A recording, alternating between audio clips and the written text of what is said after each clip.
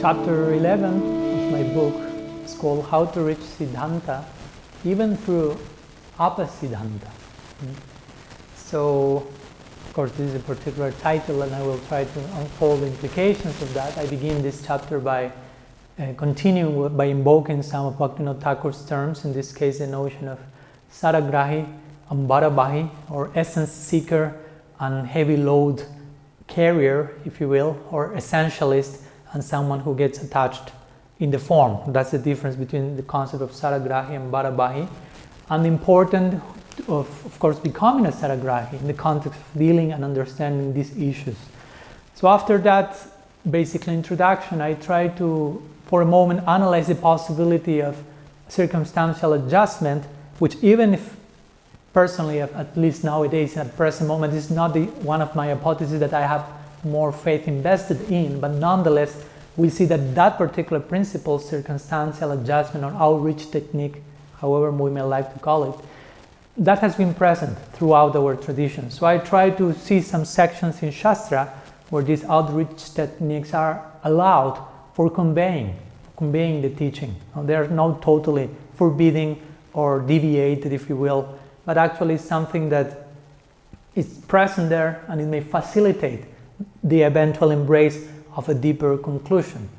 So for example, the Srimad Bhagavatam is speaking about giving medicine inside the candy, in the context of delivering the message in a particular packaging, or Krishna in the Gita saying we are not to disturb the faith of those with a lower understanding, according to each one's adhikar, we are to present the message so they can properly digest it and continue growing. Or the Puranas emphasizing different deities, predominated being by Sattva, Rajas, Tamas, but everything has to be understood in proper context. Mahabharata in itself being an outreach technique, if you will, with lots of romance, intrigue, and politics, but all that is couching actually the ultimate ideal of the Mahabharata, which is given in the Bhagavad Gita.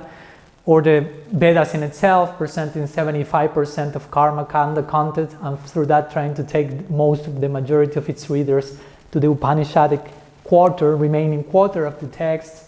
Or, I don't know, Siddha Swami's commentaries on the Bhagavad, which are sometimes tinged with Advaita, but trying like a bait to catch the followers of Shankaracharya, or, I don't know, Baladevi devotions, Madhva-like language, trying to connect them as well, or Hari Bhakti Vilasanathan Goswami addressing the Smarta Brahmins, Jiva Goswami on Swakiya, Parakiya. There are many examples. Mahaprabhu himself accepting sannyas from Mayabad in a particular context, or to speak Buddha, who is God himself, saying God does not exist because that was the need of the moment, or Mahadev as Shankara, or Narad Muni saying recite Mara, death, and eventually the person will end up reciting Ram and being Valmiki and writing the whole Ramayana.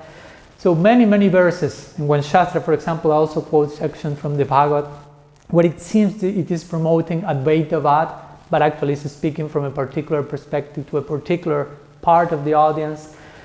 So all of these have to be properly considered, and we are not to conclude, Shastra is contradicting itself, because there we have the notion of Mukhya Vritti and Gauna Vritti. Mukhya Vritti means the main purport, the direct purport, and Gauna Vritti means secondary purport. So if Shastra is revealed knowledge is perfect, it cannot be contradicting in itself.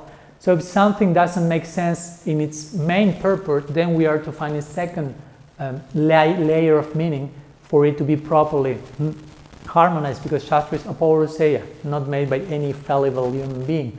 So for example, Krishna in the Gita calls Arjuna Purusha Vyagra, tiger among men. Mukhya Vritti doesn't make sense. Arjuna is not a tiger, he's not walking on four legs with a tail. So we are to resort to secondary meaning, Gauna Vritti, and then we can reconcile whatever Shastra is saying. So these are some examples so we can somehow harmonize. If something is not matching Siddhanta, then some other explanation is to be given, and we are not to forcefully try to make that thing that doesn't make sense, to establish that as a Siddhanta and contradict our original Siddhanta. So in this context, for example, at times Thakur Bhaktivinoda seems to say Bhakti is not inherent.